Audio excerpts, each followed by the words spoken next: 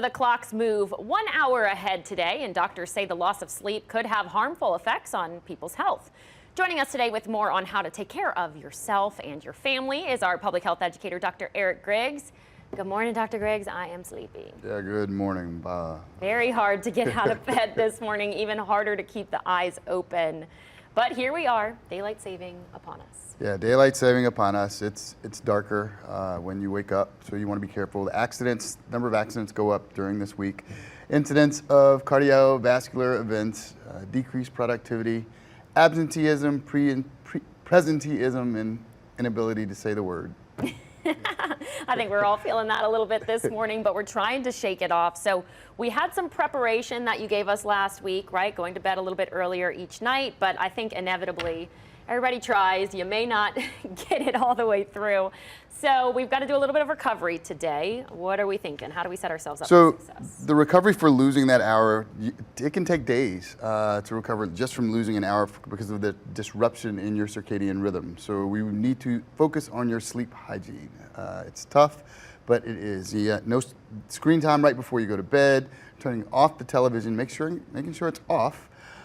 Again, hydration, again, being very intentional about your sleep habits. Yeah, I've been doing a lot of the settings within the phone, right? You can force it to go to sleep almost for you or trigger you to know that you need to start your wind down routine. And let's talk about that wind down routine, because without the phone, some of us might feel a little bit lost, right? What do I do if I don't scroll for hours right before bed? But there are some things you can do to help to ease the mind down. There are things you can do, even if you must have screen times. On the streaming services, there are calming and sleep routine streams that you can watch. And what they do tend to basically, you get your blackout curtains, there's the music that you can listen to, reading a book and actually physically turning off a light, being, again, intentional about your sleep and filling that time and resisting the urge to grab your phone. Yeah, it's all about a mindset shift as well, right? We're looking at this daylight saving time right now at 7:18 in the morning and thinking, gosh, I just want to go back to bed.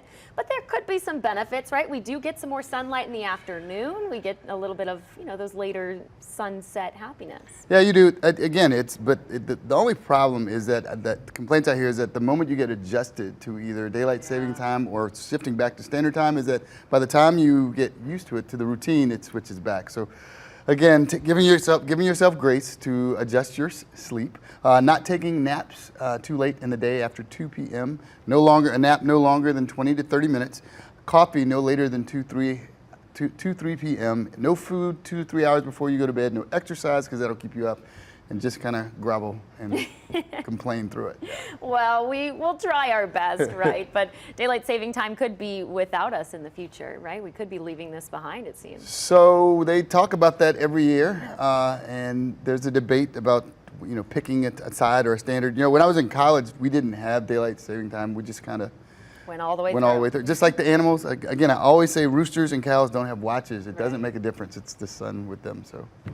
The animals will be a little bit confused today too if you're changing their feeding times as well. So you can be on the lookout for that. I know. Yeah, you might hear some grumpy growls. Yeah. Oh yeah, he always wants it. All right, Dr. Griggs, thanks so much for joining us this morning and every morning. Maybe back to bed with you, with all of us. That sounds good. An easy morning. We earned it.